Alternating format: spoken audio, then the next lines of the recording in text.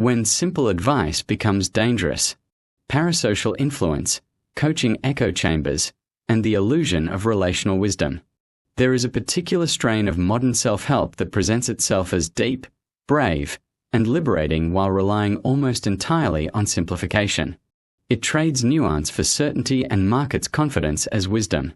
It is everywhere, especially in the relationship advice dispensed by celebrity figures like Mel Robbins and Jay Shetty. This is not coaching in any meaningful sense. It is motivational broadcasting. Old quotes, recycled ideas, and blunt binaries are delivered with conviction to a loyal audience and sold as insight. The danger is not just that the advice is shallow. It is that it lands inside powerful psychological dynamics that are rarely acknowledged, let alone questioned. A microphone is not expertise. Having an audience does not make someone an expert in relationships. A podcast studio is not a qualification. Emotional delivery is not the same thing as evidence, training, or accountability. Yet these figures speak with authority on decisions that reshape lives, marriages, families, and mental health.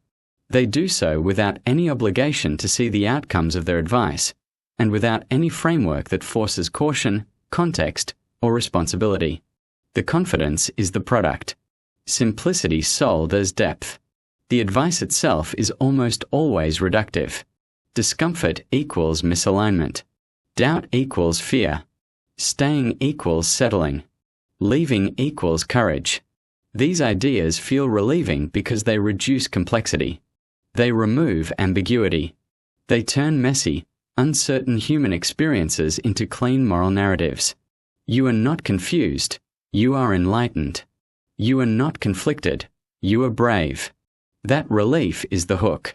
Advice does not land in a vacuum. This advice does not land in a vacuum. It lands inside parasocial relationships, one-way emotional bonds where listeners feel known, understood, and guided by someone who will never see the consequences of their words. That dynamic matters more than the content itself. Listeners are not weighing arguments. They are responding to a perceived relationship. The speaker feels familiar, trustworthy, and confident. The listener feels seen and validated.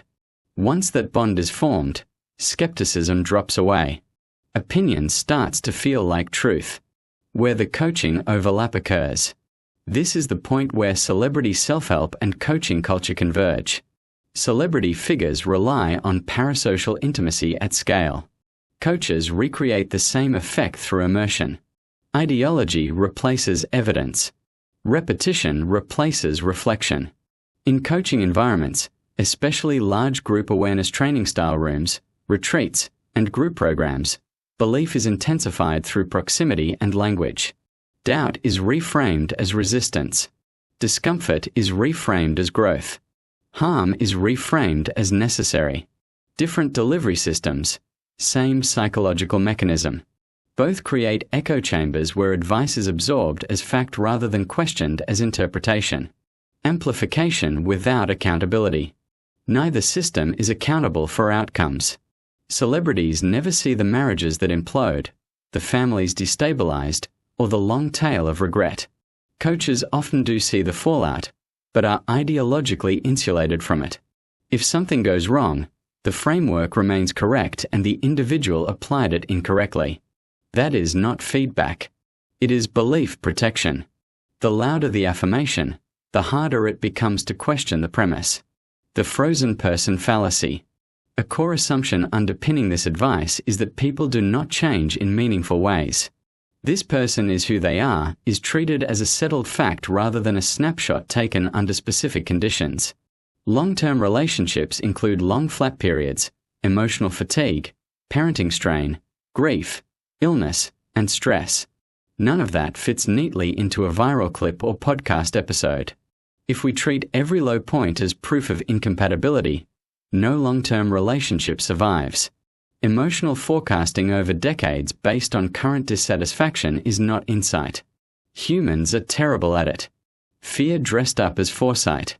Fast forward to the end of your life is a rhetorical shortcut.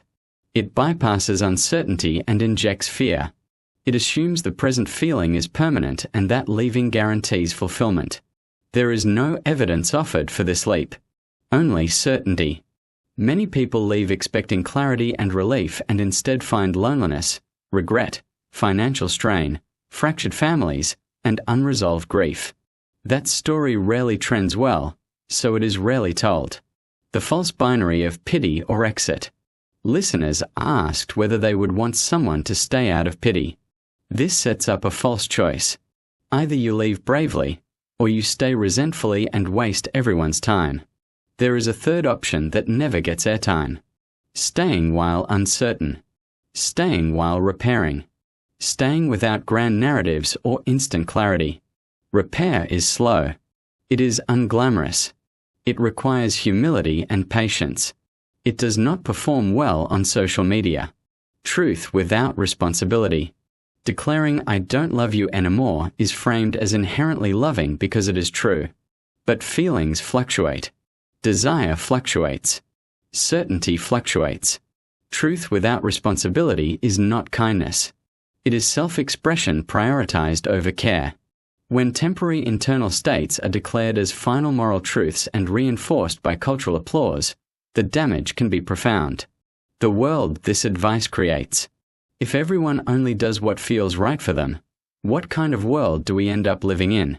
A world with fewer skills for compromise, less capacity for repair, less tolerance for imperfection. Relationships become conditional contracts rather than shared commitments.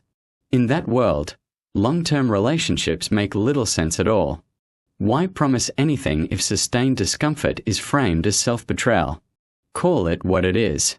This is not deep wisdom. It is simplified thinking sold as insight to a trusting, parasocial audience. It flatters the self, bypasses responsibility, and rewards certainty over care.